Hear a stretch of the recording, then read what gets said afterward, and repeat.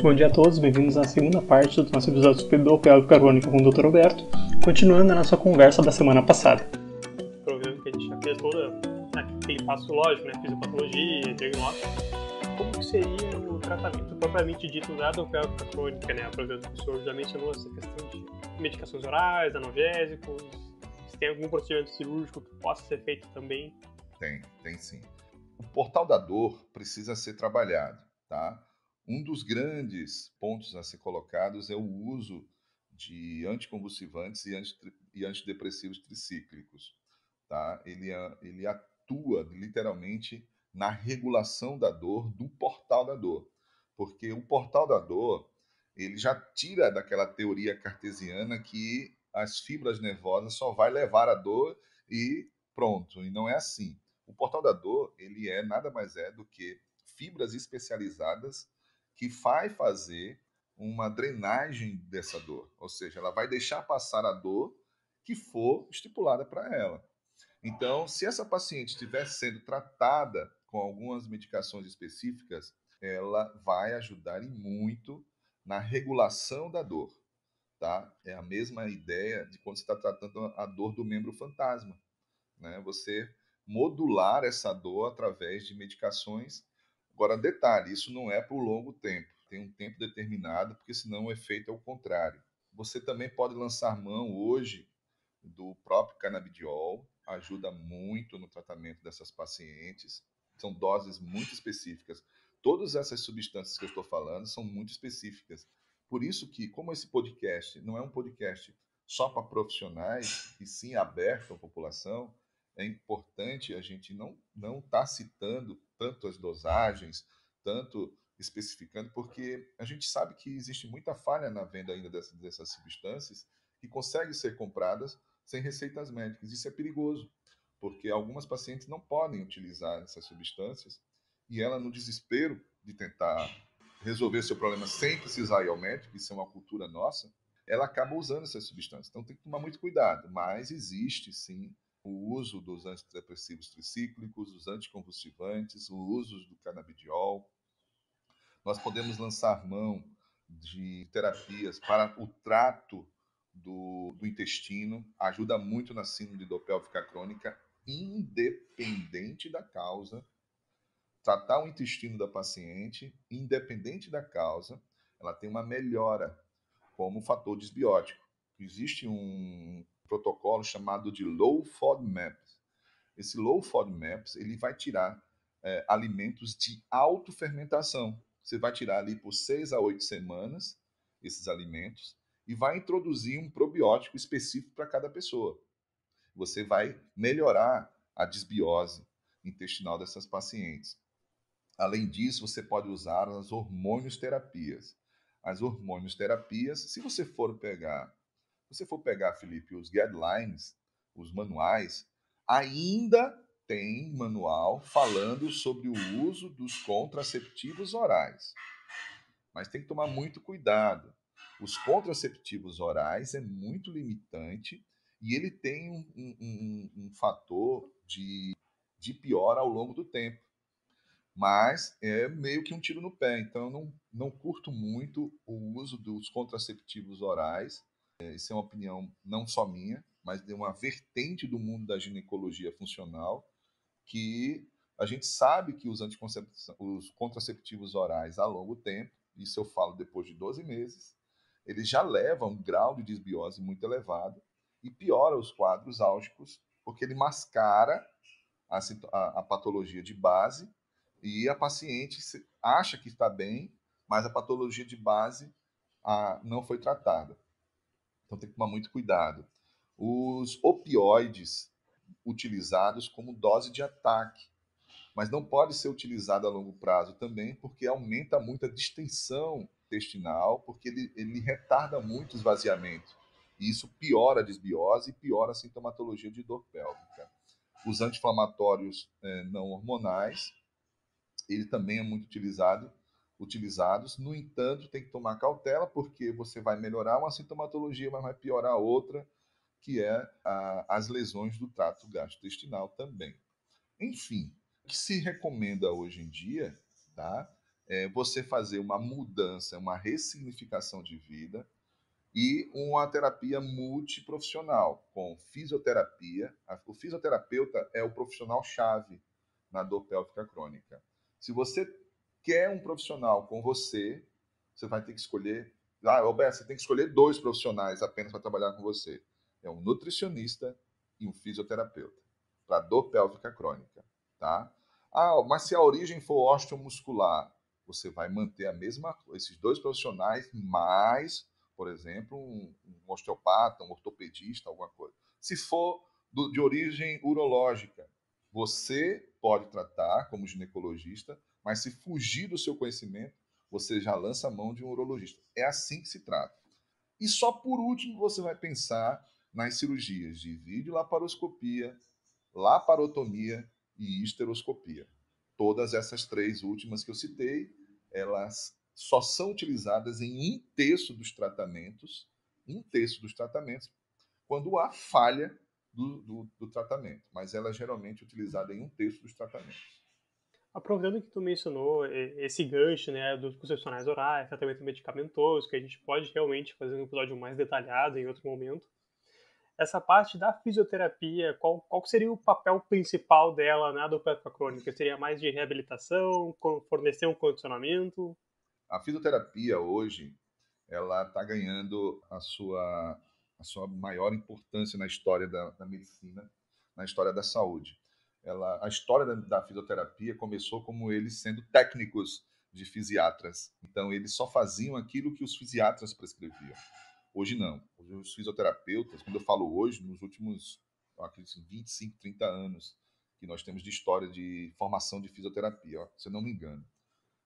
Hoje os fisioterapeutas estão muito evoluídos nas terapias e cada vez mais prontos para participarem realmente como protagonistas no tratamento, tá? Nós, médicos, isso é um conselho que eu dou para os futuros médicos e para os colegas que já estão no mercado, que nós temos que deixar eu posso até dizer, essa vaidade de querer resolver tudo sozinho. Não temos mais espaço para isso.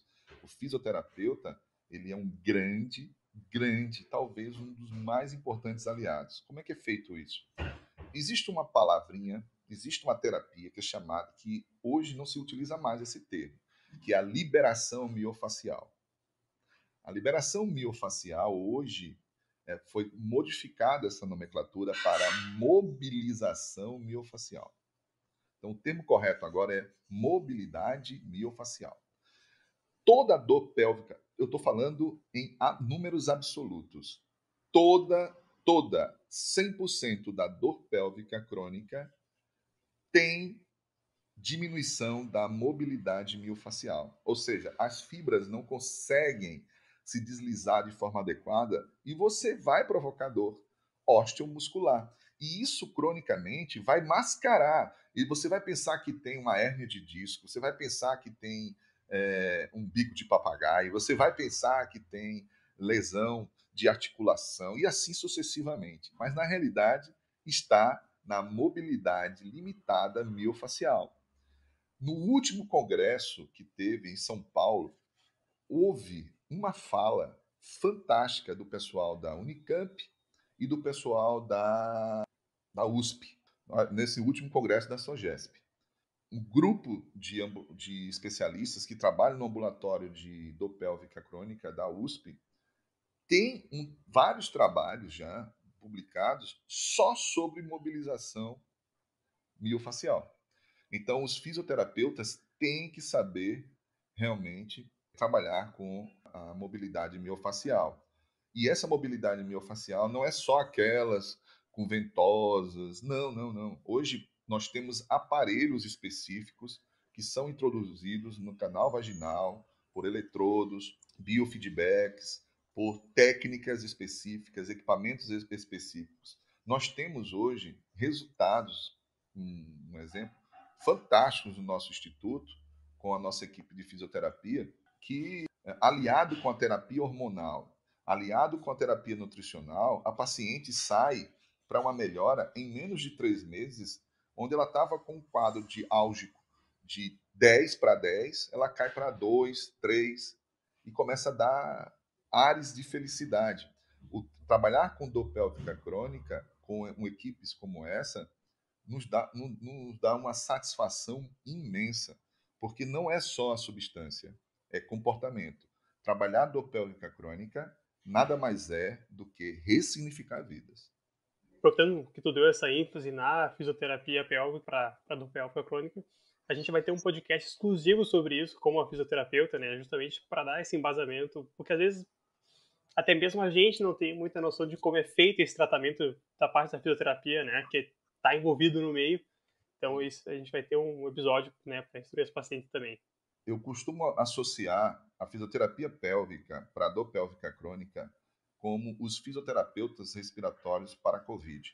Nós sabemos que os grandes heróis da história do COVID são os fisioterapeutas, porque eles conseguiram entender muito mais rápido todo esse processo da terapia do COVID em pacientes graves, muito mais rápido do que logo os inícios dos protocolos. Isso é importante frisar, porque ninguém valoriza esse trabalho, né? Eu gosto de tocar nessa ferida, é uma característica minha, porque eu sou muito crítico, e a gente tem que valorizar todos os profissionais de saúde que fazem com que nós, da medicina, venhamos ter uma resposta muito melhor no nosso paciente. A gente tem que sair dessa cultura de tentar resolver tudo. Eu já citei isso aqui antes e vou citar sempre que for possível, em todas as palestras, em congressos que eu cito. Muitas vezes me olham com um olhar um pouco torto, mas ser um profissional da saúde é saber trabalhar em equipe. E o fisioterapeuta para a dor pélvica crônica é um dos profissionais mais importantes, assim como ele foi para a Covid e continua sendo. Então, agora, a nossa próxima pergunta, antidepressivos, no caso da dor pélvica crônica. O senhor já deu uma mencionada por cima, assim, sobre o que eles fazem, quais seriam? Pode. Na realidade, os antidepressivos ele é muito individualizado. Eu, particularmente, como eu trabalho com terapia hormonal, e eu uso terapia muito hormonal, eu posso até entrar nessa seara um pouquinho, tanto do ponto de vista tópico quanto do ponto de vista implantado. Eu utilizo ela por um baixo tempo, no caso dos antidepressivos. Por quê? Porque, querendo ou não, utilizar eles por muito tempo, você vai provocar outras queixas, como, por exemplo, baixa de libido. Você tratar uma mulher para dor pélvica crônica e diminuir o libido dela é chover no molhado. Você está resolvendo o problema e causando um outro pior. Então, hoje, uma das substâncias muito utilizadas é a duloxetina. A duloxetina é a mais utilizada e a que tem melhor resposta para a dor pélvica. Ela atua diretamente no portal da dor. E hoje nós temos vários laboratórios com vários nomes fantasias, mas a duloxetina não precisa você necessariamente ter acesso só à marca ética. Você tem os genéricos dela e funciona muito bem. Lembrando que a duloxetina, ela já no primeiro mês de uso dela, já vai melhorar e muito a sintomatologia de dor dessa paciente. Mas eu costumo dizer, não é só a medicação. Você tem que trabalhar como ela vai se alimentar, qual é o tipo de atividade física que ela vai fazer, se ela vai estar fazendo fisioterapia, se ela vai estar ajustando a desbiose, a parte hormonal e a duloxetina. Porque muitas vezes a pessoa toma a duloxetina pensando que vai resolver tudo e não resolve. Aí é um pouquinho mais lento.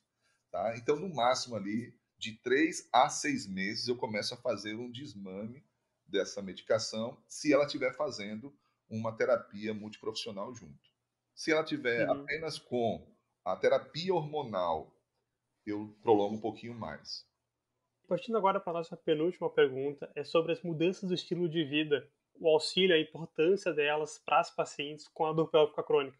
A mudança do estilo de vida, ela muda totalmente a visão do paciente.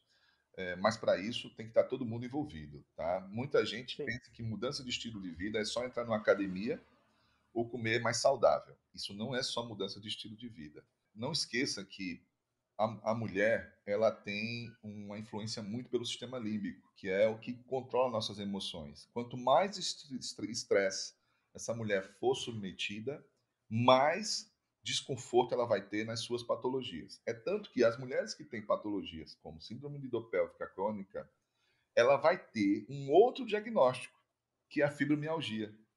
Muita gente vai dar o diagnóstico de fibromialgia de forma equivocada.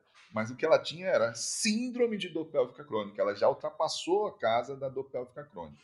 Então, ela tem que sair de ambientes literalmente tóxicos. Ambientes tóxicos na sua vida. Eu sei que para muita gente isso é muito difícil. Por exemplo, deixar um emprego, deixar uma relação.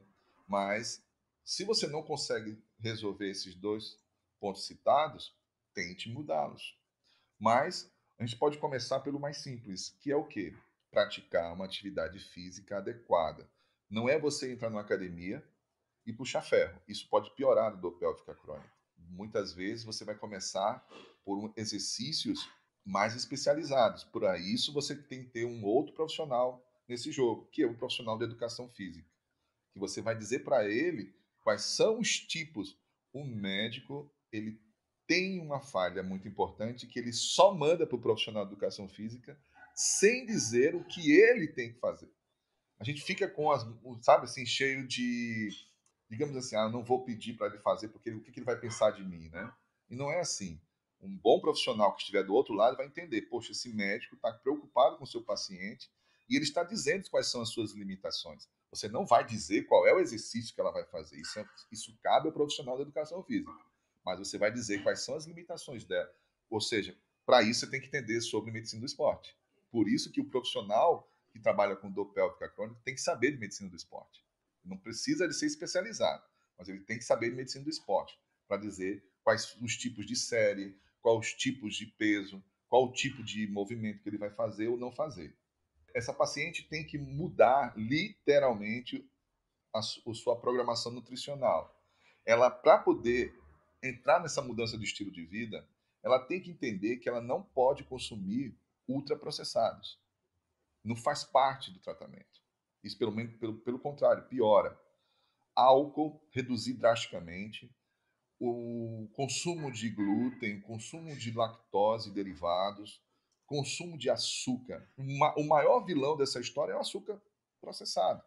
Então, tem que reduzir muito isso ou até mesmo eliminar. Isso é ressignificar vidas. E fazer com que ela comece a entender que ela vai ter que ter um suplemento adequado para ela. Para isso, o seu médico tem que saber também de nutrologia. Eu vejo hoje que está em moda a nutrologia, mas quando eu falo que o seu médico tem que saber nutrologia, ele tem que estudar nutrologia. Ele não precisa deixar a sua especialidade, como por exemplo eu sou ginecologista, estudei nutrologia, eu sou um nutrólogo, mas eu não me intitulo como nutrólogo. Eu utilizo a ciência da nutrologia dentro da minha especialidade. Eu sou especialista em mulher. Então, por que eu não vou pegar todas essas ciências e agrupar e ofertar isso para ela? Então, isso é importante, muito importante. Então, você tem que dizer para ela, saber o que ela precisa de suplemento. Como, por exemplo, você suplementar o ômega 3, a vitamina D, fazer a suplementação adequada para a própria melatonina, para que ela possa regular o seu ciclo do sono, porque você faz tudo bonitinho. Eu estou comendo bem, eu estou praticando exercício, eu saí dos meus ambientes tóxicos, estou evitando pessoas tóxicas, estou zen, mas eu estou dormindo à 1 da manhã. Por quê? Porque eu estou usando muita tecnologia, eu estou com luz de LED em casa que tira meu sono. Então, aquela noite que você iria dormir, reparar todo o seu metabolismo, você não consegue.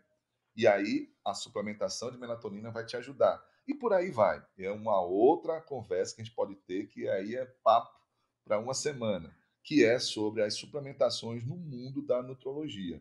Mas, feito isso, é ajuste do sono dessa paciente, ajuste da rotina nutricional, ela aprender, por exemplo, a trabalhar com o jejum intermitente, faz parte do tratamento, tá? Ela começar a fazer o consumo adequado de água, isso é importante. Acabou aquela história que você tem que tomar 2, 3 litros de água por dia. Não. Existem cálculos específicos para cada pessoa. O ideal hoje aproximado é você multiplicar 35 vezes o peso da paciente. Isso vai dar em quantas ml ela vai ter que tomar por dia. Mas isso nem sempre é uma verdade absoluta. Se a paciente tiver uma obesidade, né, muito exacerbada, ela vai ter que tomar ali quantos litros de água nesse cálculo? 5 litros? Isso não é legal, tá?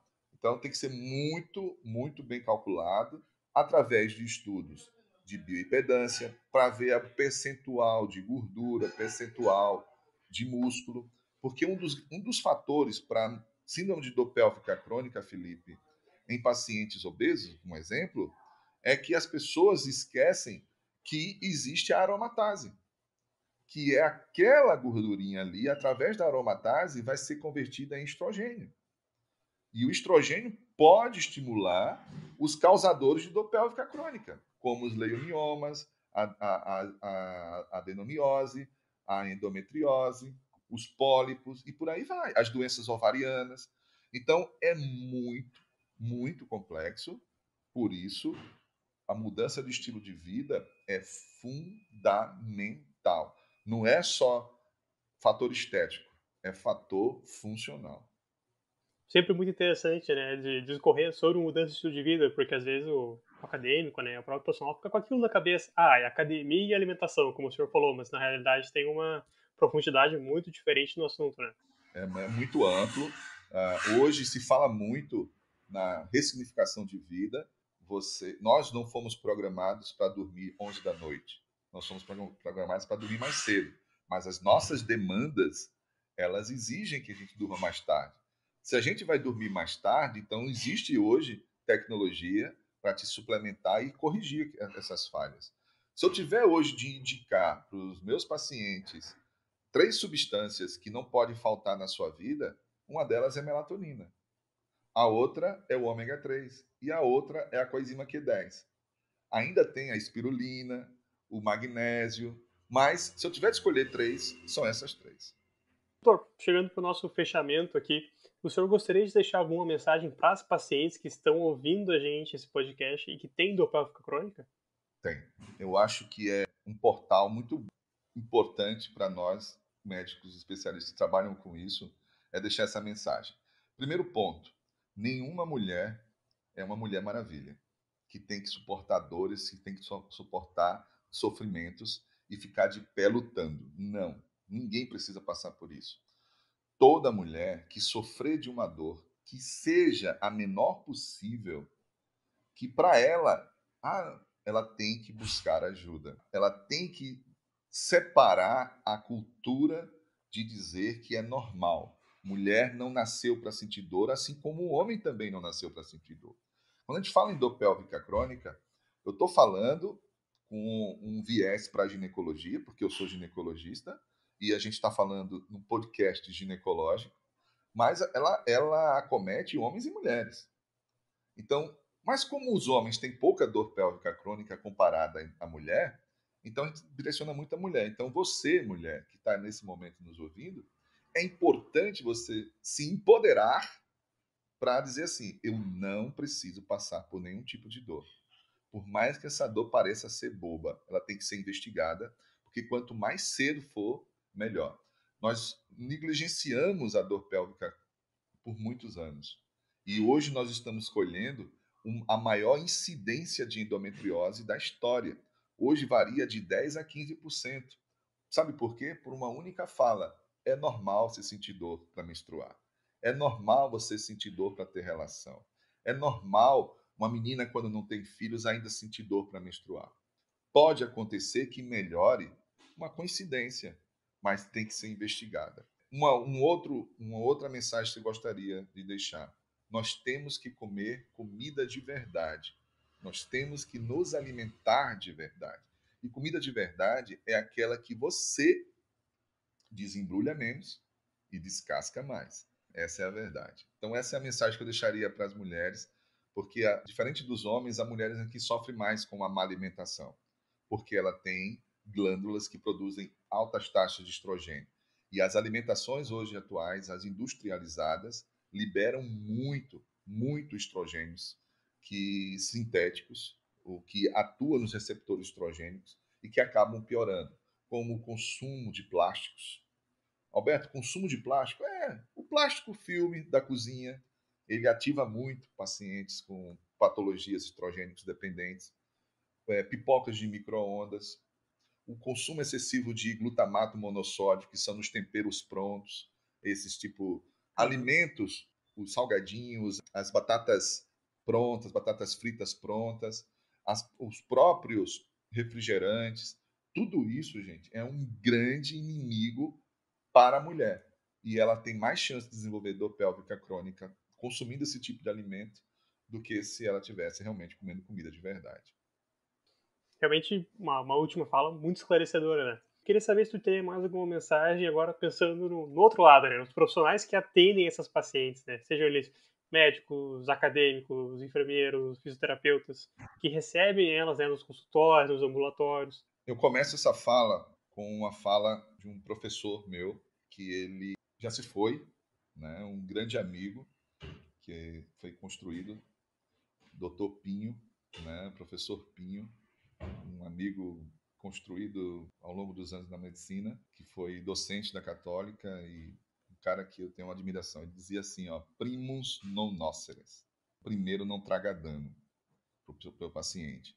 Muitas vezes, o médico, na correria, na ansiedade de resolver aquilo em menos tempo, porque, querendo ou não, nós somos profissionais que dependem muito até mesmo de planos de saúde, aqueles que trabalham com planos de saúde, e a gente trabalha numa roda, a chamada roda dos ratos. A gente corre muito em busca de uma produção. Então, o que eu costumo dizer isso? Nessa busca de uma velocidade muito grande em dar resultados, você provoca danos. Você pula etapas. Se você vai se enveredar pelo mundo da dor pélvica crônica, você tem que entender que você tem que ser minucioso, tem que ser muito investigativo, tem que ter calma e tem que ter muita poder de fala para o seu paciente. Porque muitas vezes a paciente também pegou o hábito de querer tudo muito imediato. Nós vivemos num mundo muito imediato. Nós hoje, ao ligarmos uma TV, você só aperta um botão. Antigamente, você ligava e esperava ela aquecer para chegar. Né? A população hoje, ela quer tudo para ontem. É tanto que todas as publicações em redes sociais é 1 minuto, 30 segundos. 1 minuto, 30 segundos. É tudo muito rápido. Então, no mundo da medicina, a gente tem que voltar um pouquinho e ser mais investigativo e confiar mais na nossa clínica médica e não depender tanto de exames complementares. Tá? O exame é complementar. A clínica, ela continua e sempre será soberana. E, por fim, a gente estar mais no lado do paciente.